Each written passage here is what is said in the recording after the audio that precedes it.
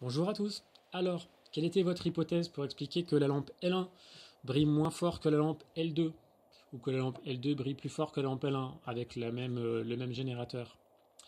Alors, peut-être avez-vous utilisé le mot courant ou le mot puissance. Euh, alors, c'est le mot courant effectivement qui va nous intéresser ici. Euh, le courant électrique, hein, dont on a parlé précédemment, qui circule dans les fils. Euh, et qui, alors en fait on sait que c'est les électrons, hein, qui circulent maintenant, mais qui font briller cette ampoule lorsqu'ils frottent à l'intérieur, hein, du filament en chauffant ce filament, donc les électrons chauffent le filament quand il circule, et donc on peut imaginer que plus il y aura de courant d'électrons qui circulent dans ce fil en un même instant, et bien plus ça va faire chauffer l'ampoule et plus ça va briller.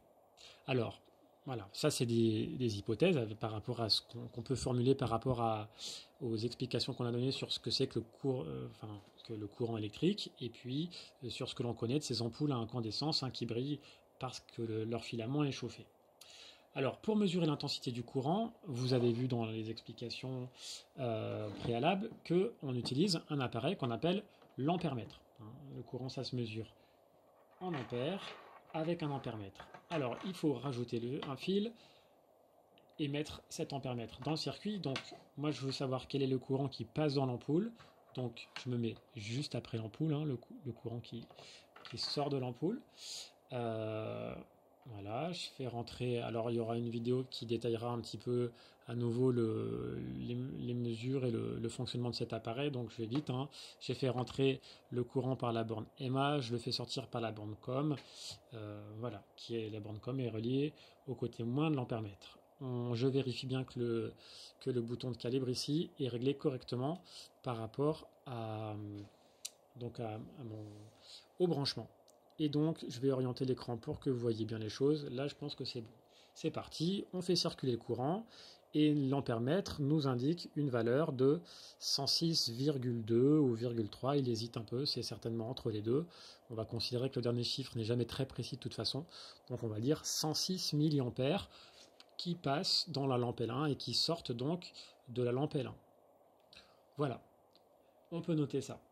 Alors, ce qu'on va faire maintenant, ben voilà, tout simplement, on va changer la lampe, on va prendre l'ampoule L2 à la place, on garde exactement le même circuit. Euh, voilà, on est toujours bien réglé pour que vous voyez. Je fais passer le courant en fermant l'interrupteur, et donc cette fois avec L2 qui brille donc plus fort que L1. Vous avez vu la vidéo qui comparait les deux brillances. On voit que l'ampèremètre indique une valeur de 187,6 ou 7 ou 8 ou 9 milliampères, peu importe. Là, ça passe même à 188 milliampères. Eh bien, on va considérer cette valeur-là. Si on attend un petit peu même, on va peut-être avoir une valeur de 189 milliampères. Voilà, il faut vraiment considérer que 1 milliampère, c'est déjà une valeur très précise. Donc si on compare cette valeur-là de environ 189-190 milliampères qui passe dans L2 par rapport aux 106, je crois, milliampères qui passaient dans L1, c'est donc beaucoup plus, hein, c'est pratiquement le double. Et donc effectivement, on voit que une grandeur qui permet d'expliquer pourquoi donc l'ampoule L2 brille plus fort que l'ampoule L1, c'est donc cette intensité du courant. Si l'intensité du courant est plus grande dans L2, alors cette lampe brille plus fort que L1 qui a un courant plus faible.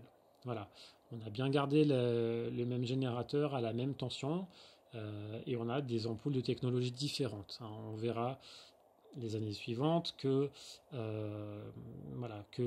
si on change d'autres paramètres, le courant n'est peut-être pas le seul à expliquer pourquoi des ampoules brillent de façon différente.